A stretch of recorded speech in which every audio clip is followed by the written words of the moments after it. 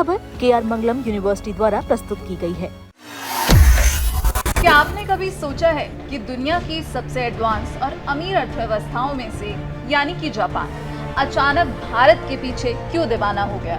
सनाए Takaichi ने जब Japan के प्रधानमंत्री की गद्दी संभाली थी तो पूरी दुनिया की नजरें उन पर थी कि उनका अगला कदम आखिर क्या होगा, और उन्होंने आते ही साफ कर दिया कि उनका सबसे बड़ा दांव कहीं और नहीं बल्कि हिंदुस्तान पर लगने वाला है। अब सवाल उठता है कि आखिर जापान भारत में अपना 10 ट्रिलियन येन यानी लाखों करोड़ों रुपया क्यों झोंकना चाहता है?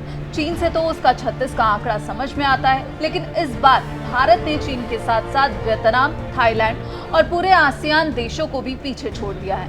आज की वीडियो में हम इस पूरे जियोपॉलिटिकल चक्रव्यूह को बहुत आसान भाषा में आपको समझाएंगे। वीडियो एंड तक जरूर देखिएगा। चीन का डर और आसियान का पुराना पड़ना।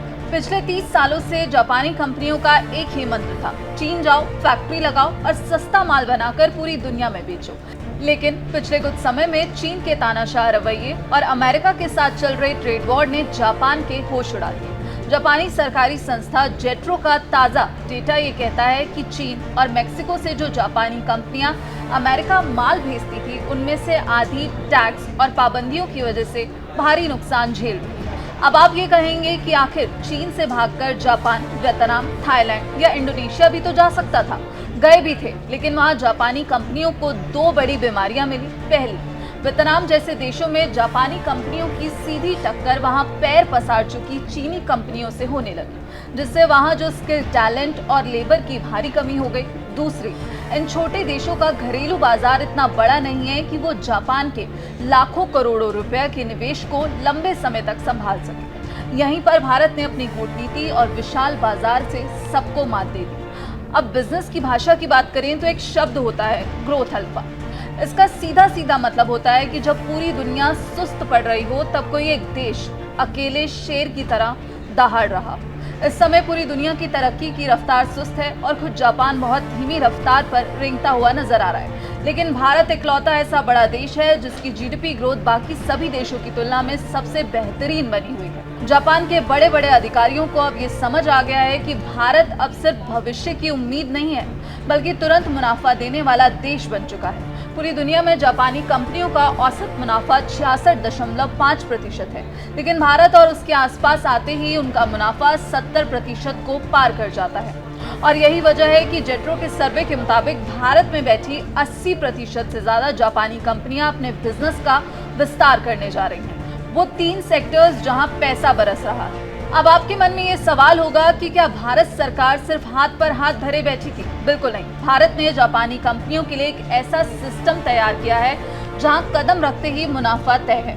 पहले पॉइंट की बात करें तो इलेक्ट्रॉनिक्स और सेमीकंडक्टर्स का डबल इंजन। अगर कोई जापानी कंपनी भारत में इलेक्ट्रॉनिक्स का सामान बनाती है तो सरकार उसे PLI स्कीम के तहत बिक्री पर 4% से 6% तक का सीधा कैश फायदा देती है। और अगर कोई कंपनी भारत में सेमीकंडक्टर यानी चिप बनाने का प्लांट लगाती है तो भारत सेमीकंडक्टर मिशन के तहत सरकार पूरे प्रोजेक्ट के खर्च का 50% तक खुद उठाने को तैयार है।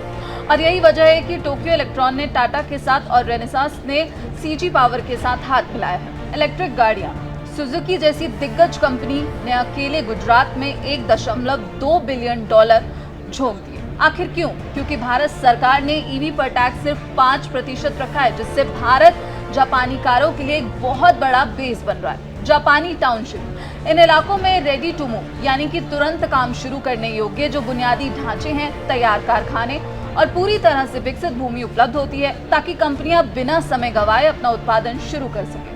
कोई सरकारी दफ्तरों के चक्कर काटने की जरूरत नहीं है। तो पूरी कहानी का जो सार है कुल मिलाकर वो ये है कि जापान का भारत में पैसा झोंकना कोई इत्तेफाक नहीं है, ये एक सोची समझी रणनीति है। इसके साथ ही भारत जिस तरह दुनिया के बड़े बाजारों और यूरोपियन यूनियन के साथ फ्री ट्रेड एग्रीमेंट्स पर लगातार रणनीतिक बातचीत बढ़ा रहा है, उससे आने वाले समय में भारत में बनने वाले हाईटेक सामानों के लिए ग्लोबल सप्लाई चेन के रास्ते अब और आसान होते हुए नजर आएंगे। अब जापानी कंपनियां भारत की धरती पर माल बनाएंगी, भारत के विशाल बाजार में भी बेचेंगी और यहीं से दुनिया भर के बाजारों में आसानी से सप्लाई कर सकेंगी। यानी भारत अब सिर्फ चीन का एक विकल्प नहीं है, बल्कि वो ग्लोबल सप्लाई चेन का नया पावर हाउस बन चुका है।